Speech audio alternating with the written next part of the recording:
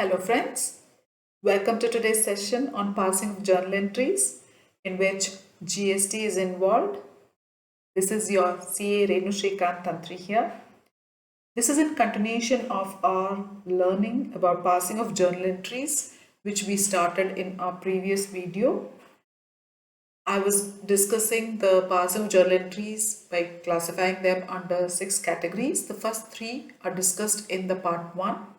The next 3 different cases we will be discussing and learning today in today's session. So let's start. The 3 cases that we are going to learn is first is the reversal of output GST. What is output GST? When there is a supply of goods or services, then the supplier will have to levy GST on the goods that is being supplied on his sale, and he will be collecting GST from the customer, which would be put into an account called as output GST. So when there is a sale of goods or when this service rendered and GST is collected, that is output GST. That has to be paid to the government, and against that we can take a set off of the input GST which were paid on our purchases and expenses. But the first case that we are going to see is the cases where the output GST which has been collected will have to be reversed in our books. The second case we would be dealing with is transactions where input GST credit is not allowed. Means you have paid GST but you will not be allowed to take credit of that input GST that you have paid against the output GST you have collected. And the third would be the transactions which are covered under the reverse charge mechanism. So let's start first with the reversal of output GST. The cases I'll be discussing are sales return, cash discount allowed, and rebate. First we will take sales return. When a sale was made by the supplier, at that point of time, GST was collected and credited into output GST account. Now, when the sale took place, some of the goods might be returned back by the customer. At that point of time, we record it as sales return. The normal journal entry without GST was sales return account debit to debtors account or to cash account. If it is a cash sale, the cash is going to be returned back. Or if it was a credit sale, the debtors would have been reversed. But now, when GST was involved, when the goods were sold, output GST was collected and credited to output GST account. In intrastate sale, output CGST and output SGST were credited, and in interstate sale, output IGST was credited. Now, when there is a return associated with the sale, then to the extent of the goods being returned, the output GST which was credited before when there was a sale has to be reversed.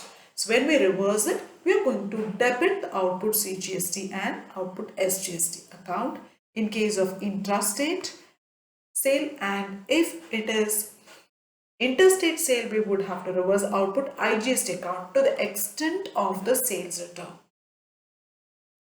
Second case we are going to deal with is cash discount allowed. Cash discount is allowed probably for prompt payment of early payment of the amount. At that point of time, discount is allowed to the customer. So at that point of time, also the extent of amount that is not going to be collected, obviously the GST which was collected was on the entire sale value. So to the extent of the discount which is being allowed, the GST which was credited to output GST account has to be reversed, and so we would be debiting the output CGST or output SGST account in case of intrastate transaction, and to output IGST account if it was an interstate transaction. So the journal entry would be cash or bank account debit to the extent of amount that is being received. The discount allowed, whatever to the extent is debited here, and the associated GST is reversed by debiting that particular output GST account and to sundry debtors account. So moving further, the third case where we will be finding a reversal of GST, output GST, would be rebate allowed. Rebate is allowed for other than your normal prompt payment, like probably the item were of inferior quality, so some rebate might be given on those goods. Then under such circumstance, to the extent of the rebate given, the output GST which is associated with that rebate will have to be reversed. So we would debit the rebate account to debtors account in a normal case, but when GST is involved, we will reverse the output GST to the extent of the rebate by debiting the output CGST and the output SGST account. Or if it was an interstate transaction, then output IGST account which is credited before will be reversed to the extent of rebate by debiting the output IGST account. So these are the circumstances where the transactions are getting reversed, like means of sales return or cash discount allowed or rebate allowed. To the extent of that transaction, the output GST which was credited previously will be reversed by debiting that output GST account. Moving on, the next case that I'll be discussing would be transactions where input GST credit is not allowed. There are certain transactions on which GST is to be paid, but that input GST which we will take and debit to input GST account, we are not allowed to take as credit. So that is why when GST is paid, we will not put that particular input GST that's paid to input GST account, but we will put it into the respective expenses account only. So normally when GST was paid, like on purchase of goods which was subject to GST, say at the rate of 18%, we debited the purchase with the purchase value, we debited the input GST account with the GST amount. But we are going to be dealing with transactions where credit is not allowed. It has been specified that on these transactions, GST credit, input GST credit would not be allowed. Then we would not be debiting the GST amount to input GST account, but we would treat it as an expense. So it does not go into input GST account at all. It is never debited to input GST account.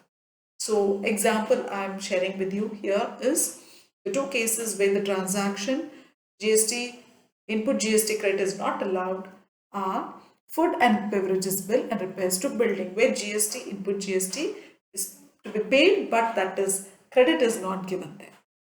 So what do? We take the total value of the expense and add the GST amount and total amount together. We put it to the expense account. Like for food and beverages bill, entire amount, this amount plus the GST associated with it totally goes into business promotion account to cash out back. Similarly, when there's repairs to building, again there also the amount of repair plus the GST associated with it will be calculated, added and totally debited repairs to building.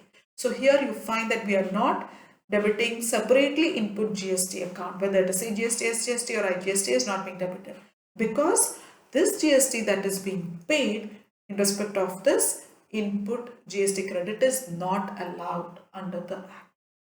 So we debit it directly to the respective expense account. So amount which is debited to expense account is inclusive of the GST, and you are not going to be taking credit of this GST that you have paid against the output GST. Hope that is clear.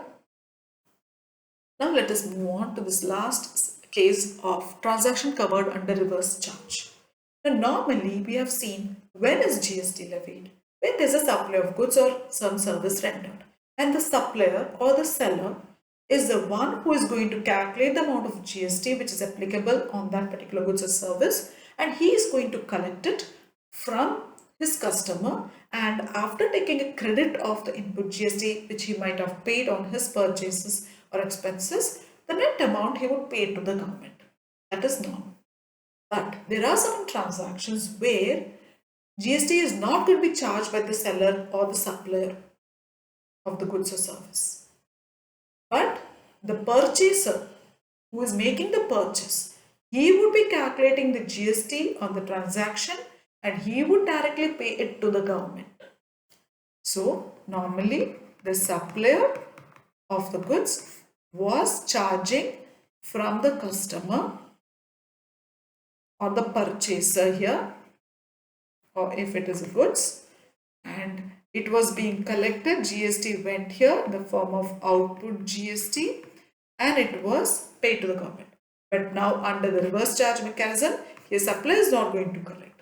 The customer or the purchaser himself on the value of the transaction, taxable value of the transaction, he will calculate the GST amount, and that GST he would directly pay to the government. So now, what are the cases? Some of the cases, I am just discussing a couple of them, like the payment which is made to lawyers. Lawyers are rendering service, but they are not required to collect the GST. But the person, the client who is taking the services and paying the professional fees to the lawyer, he himself will have to calculate GST. He will pay the fees to the lawyer, professional fees accountable to cash or bank, and the GST associated with it he would calculate and he would put it to the government. He'll pay it to the government. So here the supplier that is of the service here of lawyer who is rendering service is not collecting, but the client who is getting the particular service, paying the professional fees and also paying the GST associated with it to the government. Another example is when there's a payment being made towards use of copyright. The copyright holder will not be paying, but the person who is going to use the copyright and who is making the payment for use of the copyright, he will pay the GST to the government. This is the reverse charge mechanism. And these are the transactions, and this is how we pass journal entries when the transactions are covered under reverse charge. So this is how we pass journal entries in relation to GST. Hope you found this video useful. Please do like, share and subscribe to my channel. And please don't forget to click on the bell icon to get continued notification of my upcoming videos. Thank you, take care and have a great day.